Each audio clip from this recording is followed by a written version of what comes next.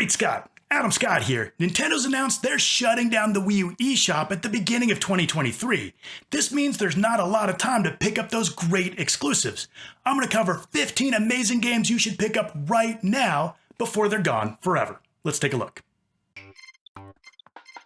Super Mario Maker gives you exactly what you've always wanted, the ability to play, create, and share your own custom Mario courses. With a tap, you can change between styles of the classic Super Mario Bros., Super Mario Bros. 3, Super Mario World, and new Super Mario Bros. U. It's infinitely replayable. It was amazing to not only build whatever your imagination could drum up, but also to see the amazing creations from others. While Super Mario Maker 2 was released on the Switch, I actually prefer this one because of how the Wii U gamepad acts as a second screen to streamline the entire process.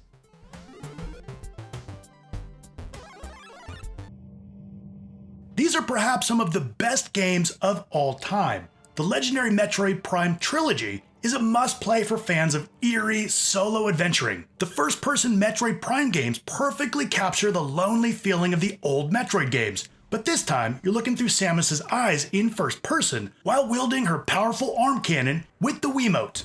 Metroid Prime and Metroid Prime 2 Echoes released on the GameCube, while Metroid Prime 3 Corruption came out on the Wii. Nintendo later updated the first two with motion controls and packaged the whole trilogy together. Since we might never get the Metroid Prime trilogy on Switch, you should absolutely get this collection of timeless classics before the eShop shuts down.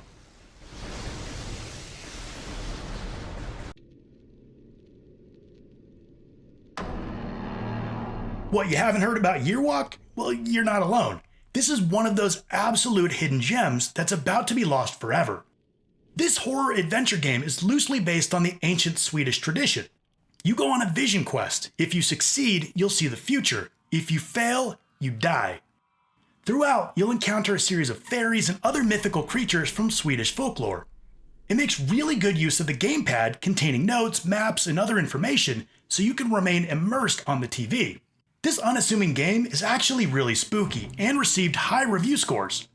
For fans of horror, adventure, or just unique experiences, this is one to check out.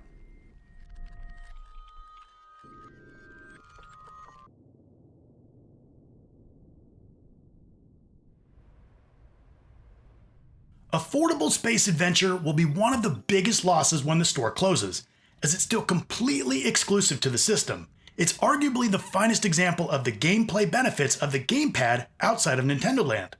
The gamepad with the touchscreen essentially serves as a control panel for your ship. Playing solo, you manage engines and ship functions, fly, and direct your flashlight. While that's a ton of fun, you can also play in co-op with two others to share responsibilities and work together.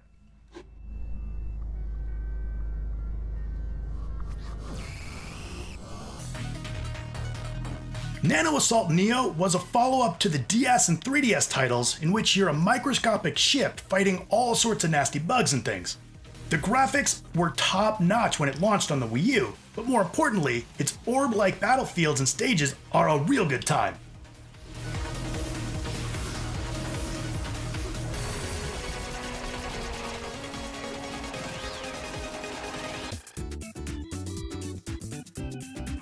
During the Wii U generation, Nintendo experimented with ways to attract new gamers to retro content, and NES Remix 1 and 2 were the classic examples.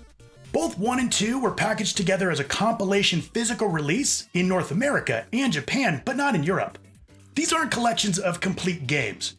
Instead, these are clever little challenges from 16 different 8-bit titles on the first game and 12 on the second. In addition, the remix levels would fundamentally play with the games and their mechanics, such as Excitebike Race in the Dark. And if any game can make Urban Champions seem fun like this one does, then it's gotta be good.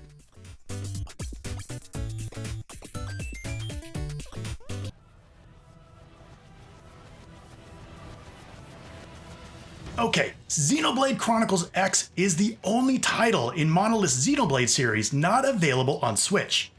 While there is a physical version available, the eShop has free downloadable data packs that help the game load faster and look better. The game will still be accessible through the physical version, but players who want the best experience will want to grab the data packs before they go away. This is one of those action RPG series that you should not pass up.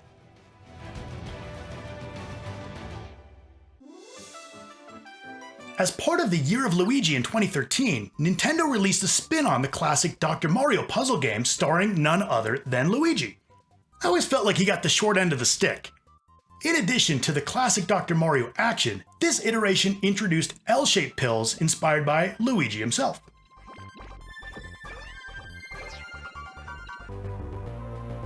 Metroid in 2D has returned to relevancy thanks to the outstanding Metroid Dread. If you are a fan of Samus's adventures, you should experience this remake of the original Metroid.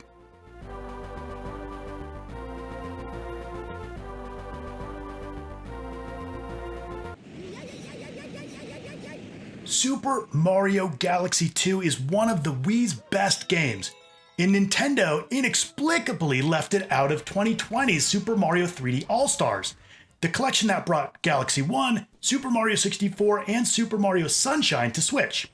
This game adds new power-ups, Yoshi, and more to the proven Galaxy formula.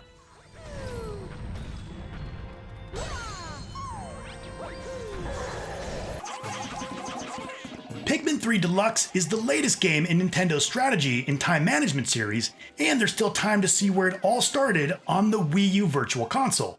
The original Pikmin is known for its strict time limit, where you have a limited number of days to reconstruct Captain Olimar's spaceship to return home. Pikmin 2 introduced complex, challenging caves to explore, adding another level of difficulty to the game. Both games are pretty tough to come by physically, making the Virtual Console versions your best bet.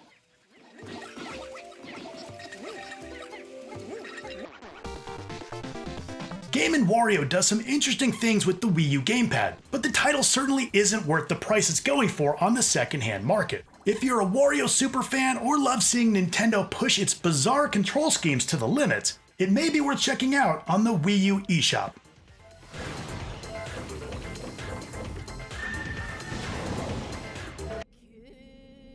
There's no getting around it, Devil's Third is not good. Still, some people are fascinated by terrible video games, and it's certainly one of the Wii U's most notable failures. Initially hyped because of director Tomonobu Itagaki, who created the Dead or Alive series and revived Ninja Gaiden in 2004. When it was released, however, it was a different story. If you're one of those curious gamers who want to see just how rough something is to play, you'll want to grab it digitally now. Soon, your only option will be the absurdly expensive physical copies, which are currently going for around $500. Jane. Hello, Ivan. It's been years. Many Zelda fans, me included, are still waiting for Twilight Princess HD and Wind Waker HD to make their way over from the Wii U to the Switch. Until that happens, and hopefully it does, the Wii remasters are the best way to experience these classic 3D Zelda adventures. Twilight Princess is fairly expensive physically, going for around $100. Wind Waker HD is still easier to find, but now is still the best time to grab these before the prices go up. Alright, what great games are you picking up before it's too late? And what amazing games did I miss? Love to hear about it in the comments down below. If you liked the video, give it a like, and if you haven't done so, subscribe to the channel. Alright, till next time.